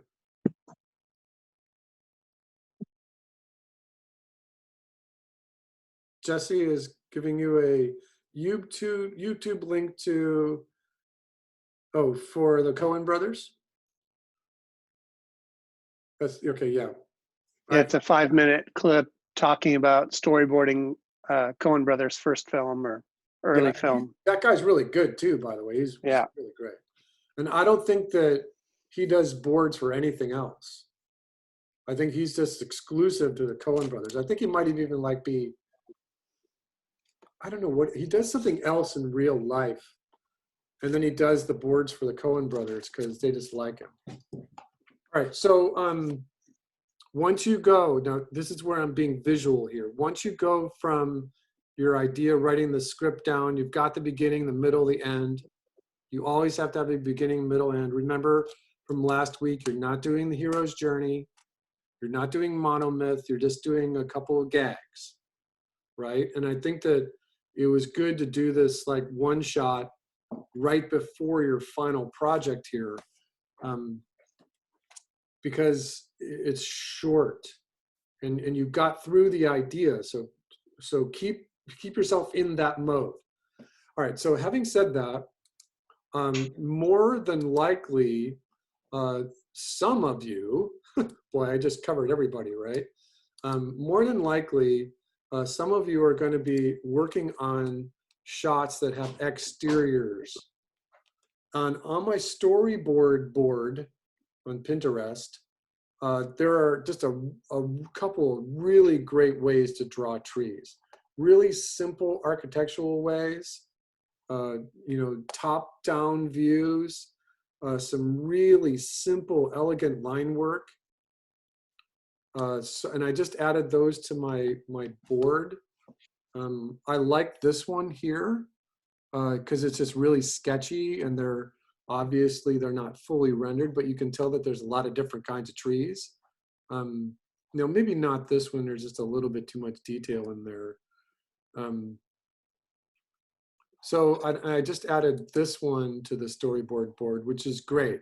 You know, I love this. They're just really sketchy, really simple line work, very effective. You know, drawing a tree like this is going to take a considerable more time than drawing any one of these trees up there. I don't know what that guy's doing right there. So keep it in mind that don't be drawing me trees that look like broccoli, especially when you have the electric internet in front of you and access to this board, where if you have trees, draw a tree like you mean it. All right, so having said that point, what I would like to do is override this board. And I'm going to introduce you, hopefully I'm going to introduce, if you've never heard of these people before, but once you start doing your establishing shots, once you start thinking about your maps and your environment, I want you to maybe ramp up your research a little bit. So the first thing I want you to do is take a look at, no, I think I already did this, but I don't know where the tab is.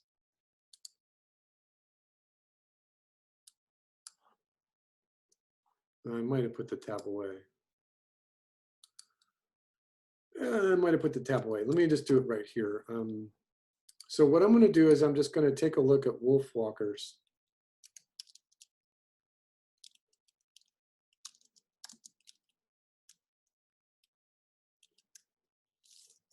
On Pinterest.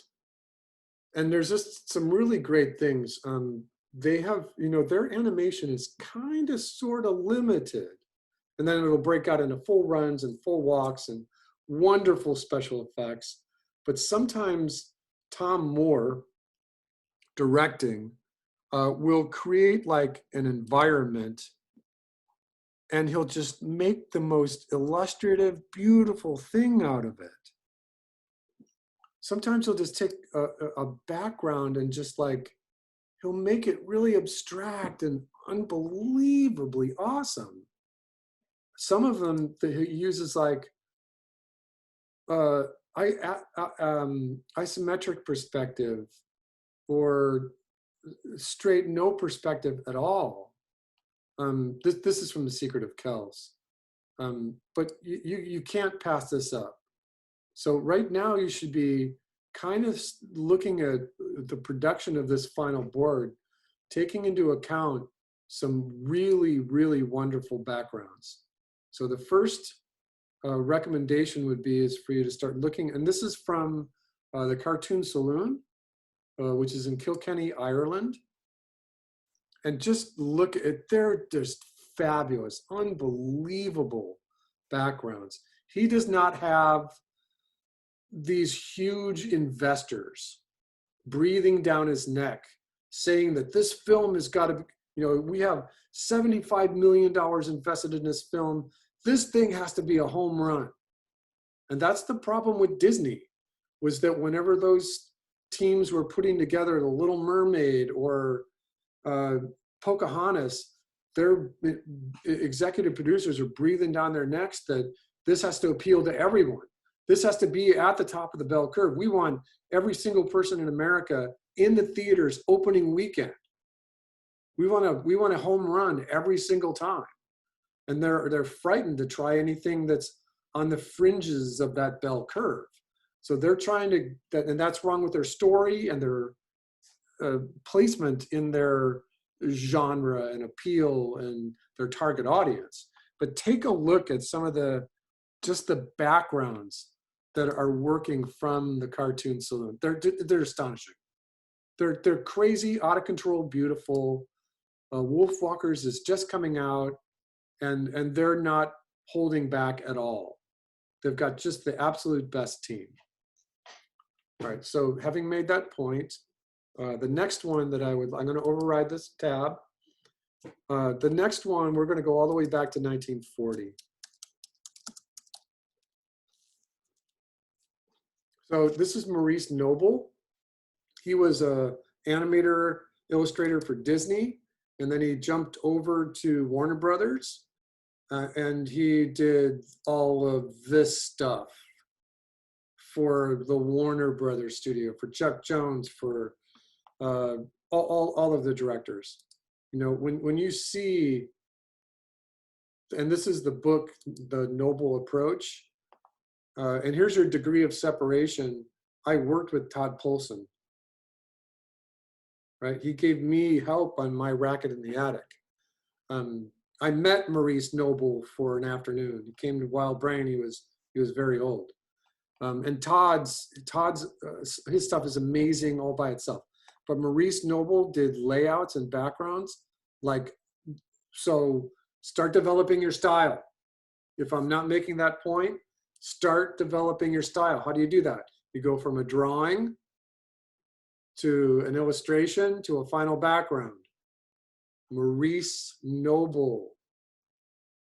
And his stuff is world famous. You've seen all of these things in your eyes and in your dreams. They're beautiful. They're just crazy beautiful. And there's no reason in a storyboard class like this, where you're coming up with a story plus your boards by thinking about what your backgrounds are going to look like. You know, they're not easy. You're going to have to put in perspective and time on these backgrounds, but it's worth it. It's absolutely worth it. All right, you get the idea? We're going to the next person. So let's just do Todd Poulsen.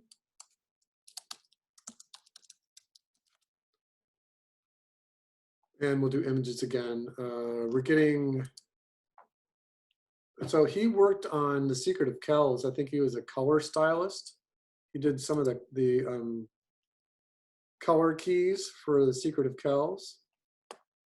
He's been active in the industry for 30 years now. So he has a very Maurice Noble-esque approach, but he also has his own kind of way of doing things. So, you know, very interesting. I'm not sure. He did a background for the film we just watched the other week. And that was, what was the prison escape film? Do you remember? What was the name of that one? Jesse's remembering. Aaron Sorensen's film from House Special.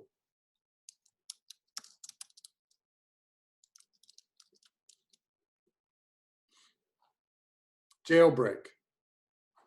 So this is Todd Poulsen doing background design in a, you know, almost a Burton-esque. Am I making my point here? All right, so let's do a couple more. Oh, there's Aaron Sorensen right there. He directed Jailbreak. It's always good to know what people look like, right? That guy in the blue shirt is not Aaron Sorensen. All right, so then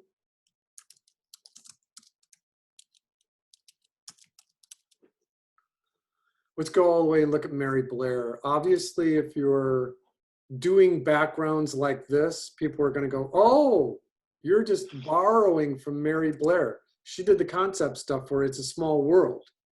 When you go to Disneyland, if they ever open again, you know, her stuff is almost UPA style, United Production Artists of America, heavily borrowed by the National Film Board of Canada.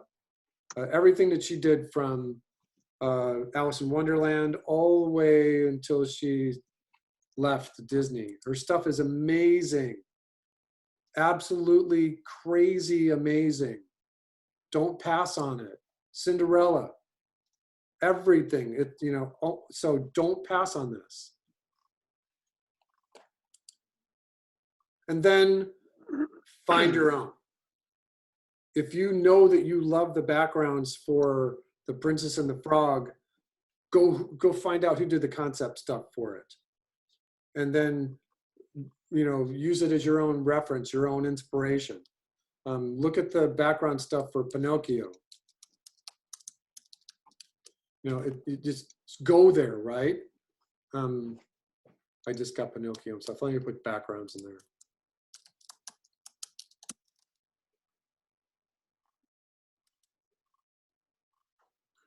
You know, what do you really want to invest 20 hours in a background? You know what I mean? And then you set your stage. In setting the stage for your story, you are becoming the auteur. We already talked about the word, the French word auteur. You are the creator. You are the storyteller. All right, so let's do one more.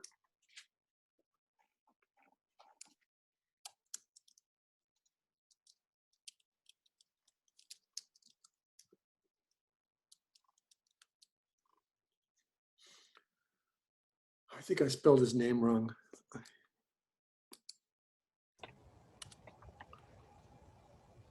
I really like this. Yeah, this artist stuff. Mm-hmm. Evan Earl. Who are you coming on? Evan Durrell. Is Evan Earl. Errol, yeah. Okay, so I just love the way he does the trees and stuff. It's just amazing. Yeah. So we started talking about Mary Blair and Todd Polson and the Secret of Kells, and now we're coming full circle back to very stylized backgrounds. Evan Earl, his stuff was amazing. It makes you want to quit and go be a restaurant manager or something. His stuff is astonishing. Just, oh my God. And so that is a really great place to start, is the 4 or 5 people that I've just given you.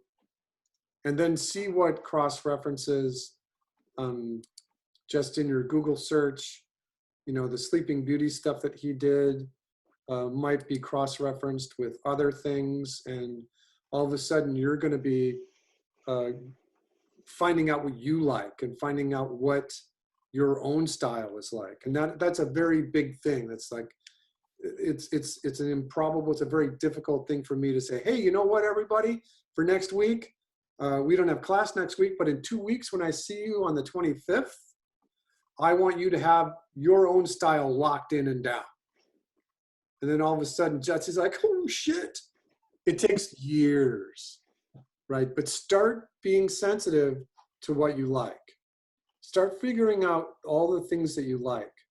If I was doing something, I might start with the Cartoon Saloon and what they're doing with Wolfwalkers, and it's fast to go backwards, right?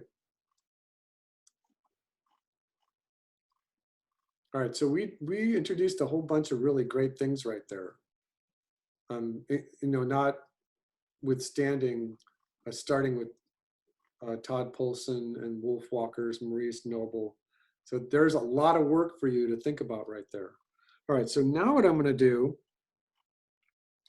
is I'm going to switch over, and I'm going to, I think I'm sharing my screen, right?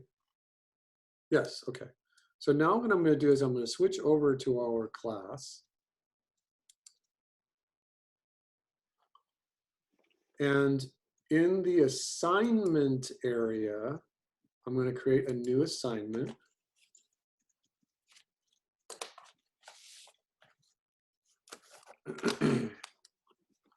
This is, oops. We're going to call this Project 5. Ellipsis Part 1. And what I'm going to do in this is I'm just going to, I'm going to give you directions for what I would like to see in 2 weeks. But I'm going to give you more than that. So the first thing is to come up with an idea. First of all, I'm going to learn how to type. I'm going to learn how to type correctly.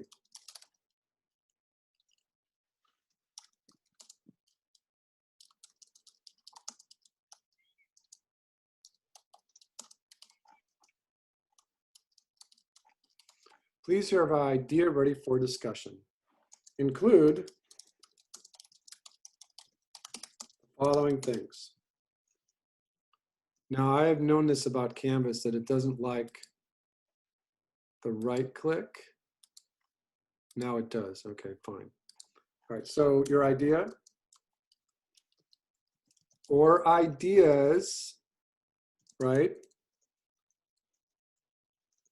And that's just like the beginning, middle, end, and whatever it is. You can write the synopsis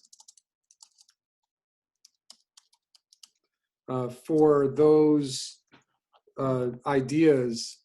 You can do 3 or 4 of them, because you're just writing an outline. You're just writing a synopsis of what your idea you think would be like. I'm just going to put down synopsis here. Obviously, then you do character designs.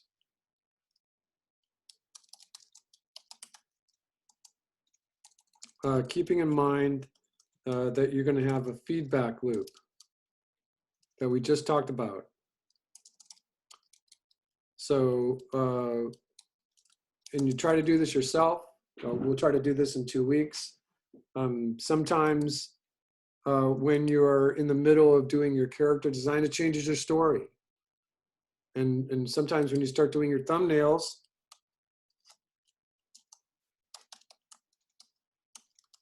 it changes your character designs. So there's always a feedback loop there. All right, so then I'm going to break this down into a whole bunch of things for the directions.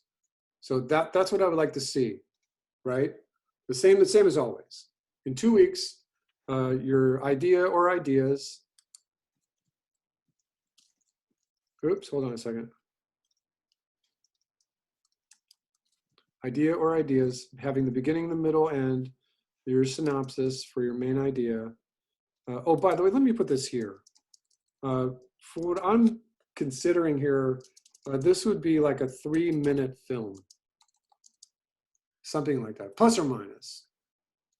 So keep that in mind. If you're doing 36 panels per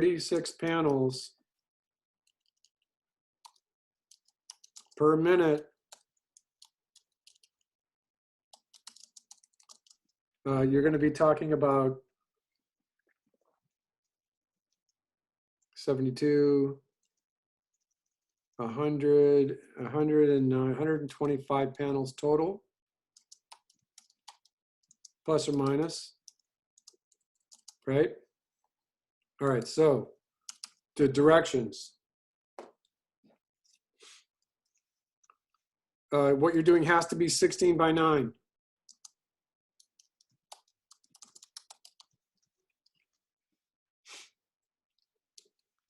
You must have maps for every scene.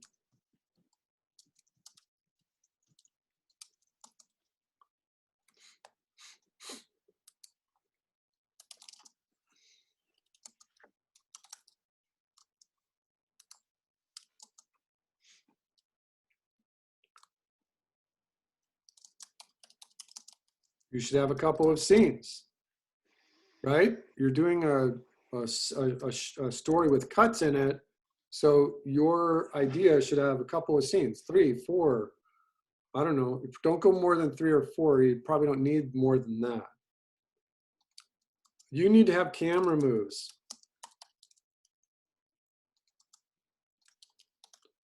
Both trucks, which is just going from one place to another. Both trucks, pans, zooms, dollies,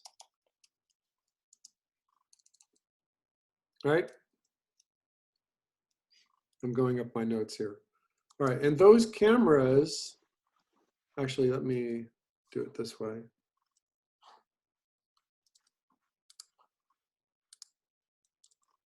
Ooh, didn't like that. All right, so those should include close-ups,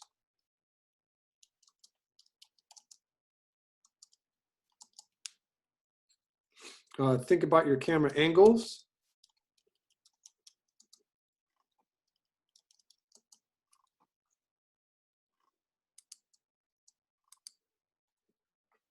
And this is going to be in parentheses here. This is from the 5 C's of cinematography, which includes camera angles, close-ups, composition,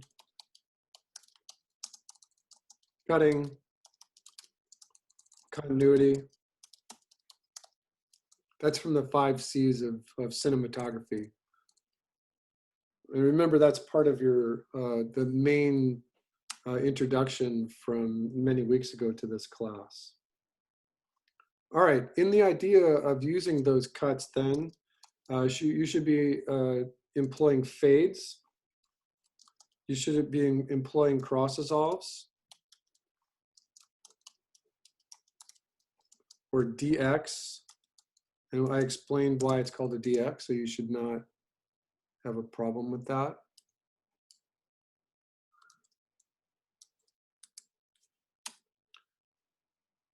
Remember that you have to have a title card. And then you should probably have credits. Thanks, Mom, Dad. Thanks to Paul. Thanks to Kenyatta College.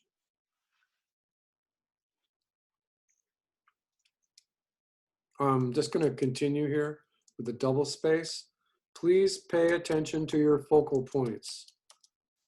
You're using 16 by 9. Create yourself a grid for your focal points. Under cameras and angles, I'm going to include close-ups, mid shots, wide shots.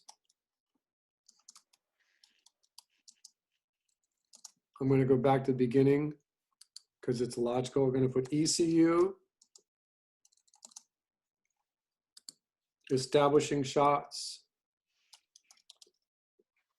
or extremely wide shots.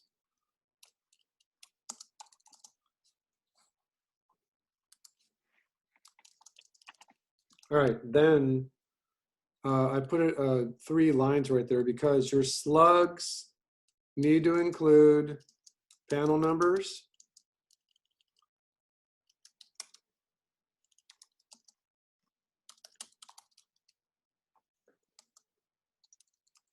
shot numbers. Actually, let me go backwards. Scene numbers, shot numbers. None of you will be doing sequences. It's all the same sequence. You can't have more than one sequence if you're doing a 3-minute film. It's impossible. All right, shot numbers, time in either frames or seconds. Remember to make a variety of timings there. You don't want all your panels to be timed the same.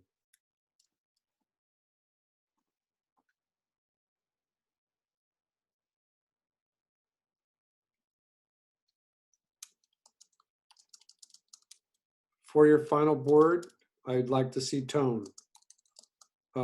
Does not have to be color, but I'd like to see tone. It separates the character from the environment. It separates the character from the background. Having said that, reminder that once you set tone, your focal point can be further strengthened by leading lines. And I'll show you this here.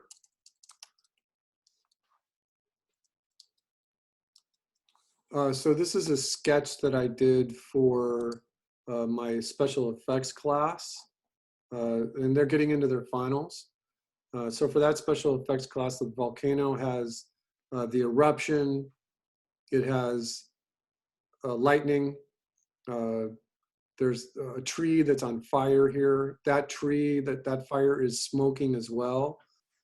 This volcano here is just simmering, but there's lava in front. And this volcano over here is just newly erupting, so there's stuff coming out of the volcano. So there's like 8 different things happening in this little sketch here. But look what's happening with just this primary focal point right here, that all the lines from this volcano are pointing towards this smoke effect. All of the lines for the composition, as many as I can get it, are focusing on this focal point.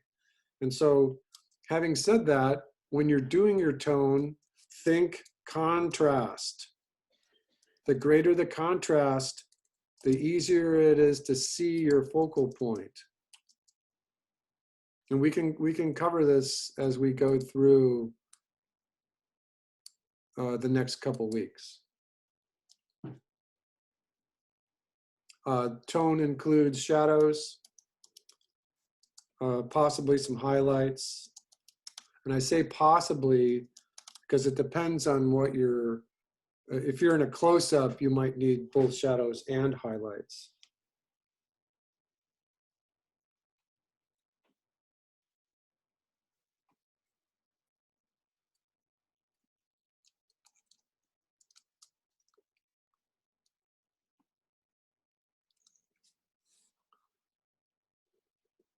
So this is just part one. I'm just going to put part one at 200 points. It is going to be available from today, and it will be due not on the 11th, but the 18th. We'll make the final delivery day Saturday, but I want to see it on the 18th. And same thing, I prefer a PDF that is multiple pages. So let me put that in your instructions up here.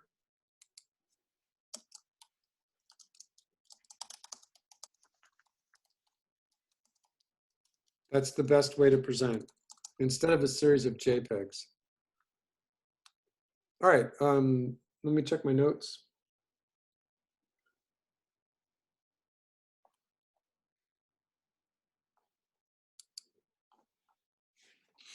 That is now part of the gradebook, right? And that's part one.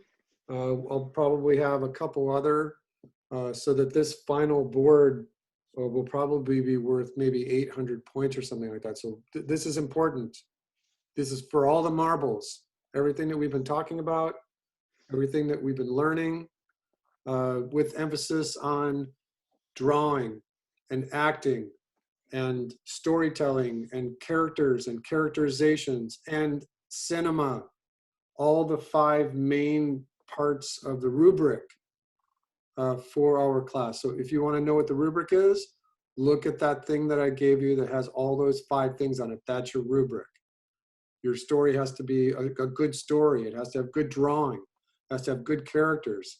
It has to have good animation drawing sensibility in there. And it has to have excellent cinema. All 5 of those cylinders need to be firing at the same time.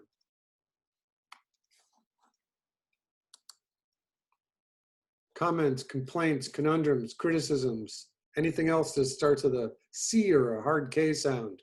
You're finally putting the instructions. Finally. Gee, I wonder why. Been asking for that. All right, anyone else? Questions? You got the idea? All right, you have a week off, sort of. Get to work. Yes? If you have revisions for this short one-shot, remember that I left it open until Saturday night or something like that. And if you do have, I didn't put a separate thing in the gradebook for that, just hit me my Yahoo email to let me know that if you redid anything.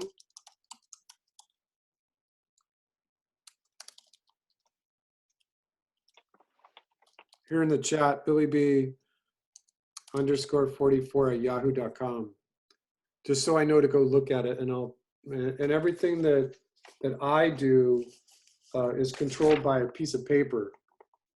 So when I do final grades, I consult this before I consult the Canvas, because often there's things that I put on my piece of paper, like revisions or the fact that you were late or your attendance isn't carried over.